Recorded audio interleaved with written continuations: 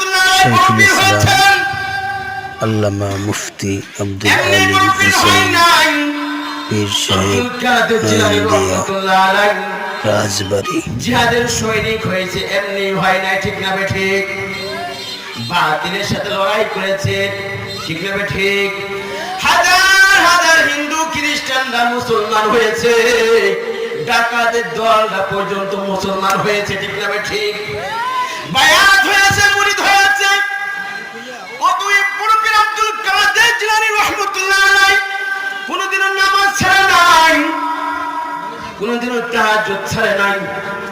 আব্দুল কাদের জিলানী রাহমাতুল্লাহ আলাইহি এমনি বড় পীর হন নাই, সে যেমন ভাবে কুরআন অনুযায়ী আমল করেছেন, মানুষদেরকে কুরআনের উপরে আমল করার জন্য তাগিদ দিয়েছে।